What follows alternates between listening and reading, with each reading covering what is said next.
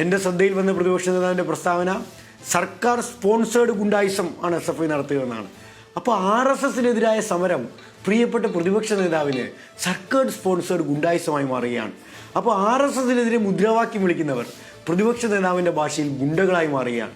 നിങ്ങൾ നോക്കൂ, RSSനെതിരെ ആര് പ്രതികരിച്ചാലും അവർക്കെതിരെ ഞങ്ങൾ പ്രതികരിക്കും, RSSനേക്കാൾ വീറോടെ വാശിയോടെ പ്രതികരിക്കും എന്ന വാശി കേരളത്തിലെ പ്രതിപക്ഷത്തിന് വന്നിരിക്കുകയാണ്. എന്തിനാണ് പ്രതിപക്ഷ നേതാവിന്, എന്തിനാണ് പ്രതിപക്ഷത്തിന് RSSനോട് ഇത്ര വിധേയത്വം? ഇനിയും ഏതെങ്കിലും പ്രധാനപ്പെട്ട ചിത്രങ്ങൾ RSS പുറത്തുവിടാനുണ്ടോ? പ്രതിപക്ഷ നേതാവ് വ്യക്തമാക്കണ്ടേ. ഒരു ചിത്രം അവർ പുറത്തു വിട്ടല്ലോ.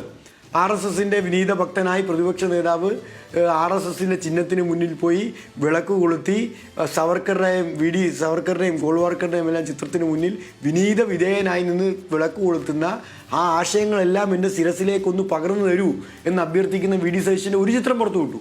ഇനിയും ചിത്രങ്ങൾ RSSൻ്റെ കയ്യിലുണ്ടോ?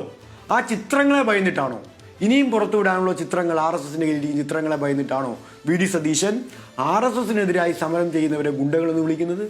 അങ്ങനെ ഗുണ്ടകളെന്ന് വിളിച്ചാൽ ഈ സമരത്തെ എഴുത്തി കാണിക്കാൻ വേണ്ടി കഴിയുമോ? അങ്ങനെ ഈ സമരത്തിൽ നിന്ന് അവർ വിട്ടുനിന്നാൽ ഈ സമരം കേരളം ഏറ്റെടുക്കാതിരിക്കൂ. നിങ്ങൾ നോക്കൂ, ഈ സമരത്തെ ഏറ്റെടുത്തിരിക്കുന്നത് കേരളമാണ്.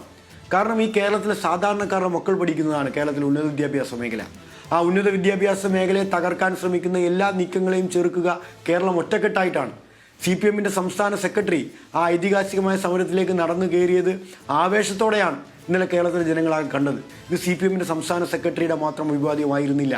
കേരളത്തിലെ മുഴുവൻ മനുഷ്യരും, തൊഴിലാളികൾ ഉൾപ്പെടെ കേരളത്തിലെ ഏറ്റവും സാധാരണക്കാരായ മനുഷ്യർ ഈ സമരത്തോട് ഐക്യദാർഢ്യപ്പെടുകയാണ്.